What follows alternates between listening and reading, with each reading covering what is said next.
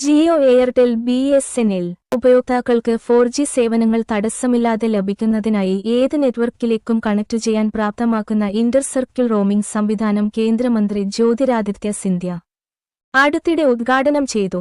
Jio, BSNL, Airtel ഉപയോക്താക്കൾക്ക് അവരുടെ സ്വന്തം സിം സിഗ്നൽ നഷ്ടപ്പെട്ടാലും ലഭ്യമായ ഏത് നെറ്റ്വർക്ക് ഉപയോഗിച്ചും ഇപ്പോൾ കോളുകൾ വിളിക്കാൻ കഴിയും.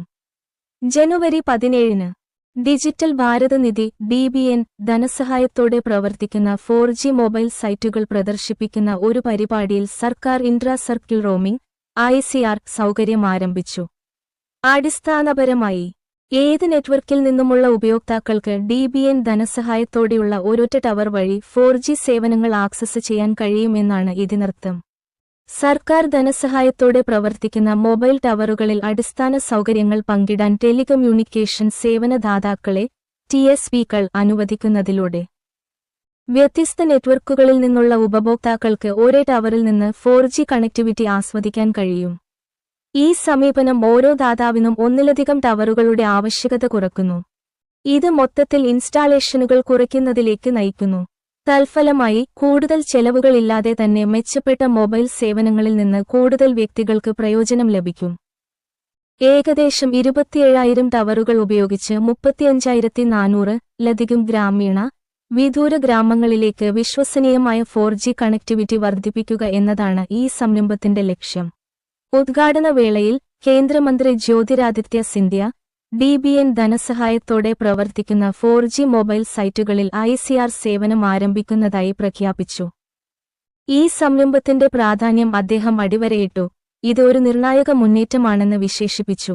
BSNL, എയർടെൽ, റിലയൻസ് എന്നീ 3 പ്രധാന ടെലികോം കമ്പനികൾ DBN ധനസഹായത്തോടെ പ്രവർത്തിക്കുന്ന എല്ലാ സ്ഥലങ്ങളിലും അവരുടെ നെറ്റ്വർക്കുകൾ പങ്കിടാൻ സഹകരിക്കുന്നുണ്ടെന്ന് സിന്ധ്യ എടുത്തുപറഞ്ഞു. ഏകദേശം 27,836 സൈറ്റുകൾ ഇതിൽ ഉൾപ്പെടുമെന്ന് അദ്ദേഹം ചൂണ്ടിക്കാട്ടി. കണക്ടിവിറ്റി വർദ്ധിപ്പിക്കുക മാത്രമല്ല, രാജ്യത്തുടനീളമുള്ള ഉപയോക്താക്കൾക്ക് അവരുടെ മൊബൈൽ സേവനങ്ങൾ സംബന്ധിച്ച് കൂടുതൽ ഓപ്ഷനുകൾ നൽകാനും ഈ സംരംഭം ലക്ഷ്യമിടുന്നുണ്ടെന്ന് അദ്ദേഹം ഊന്നിപ്പറഞ്ഞു.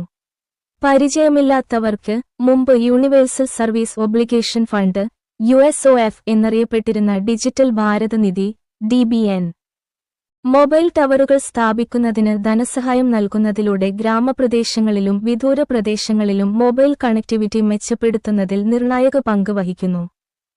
എത്തിച്ചേരാൻ പ്രയാസമുള്ള സ്ഥലങ്ങളിലെ ആളുകൾക്ക് പ്രത്യേക ടെലികോം സേവനദാതാക്കളുമായി ബന്ധം നിലനിർത്താൻ ഈ ടവറുകൾ പ്രാപ്തമാക്കുന്നു. എന്നിരുന്നാലും നിലവിൽ DBNന്റെ പിന്തുണയോടെ ടവർ സ്ഥാപിച്ച TSPയുടെ സേവനങ്ങളിൽ നിന്ന് മാത്രമേ ഉപയോക്താക്കൾക്ക് പ്രയോജനം ലഭിക്കൂ. അതായത് മറ്റു ടെലികോം കമ്പനികളിൽ നിന്നുള്ള വരിക്കാർക്ക് ഇതുവരെ ഈ ടവറുകളിലേക്ക് പ്രവേശിക്കാൻ കഴിഞ്ഞിട്ടില്ല.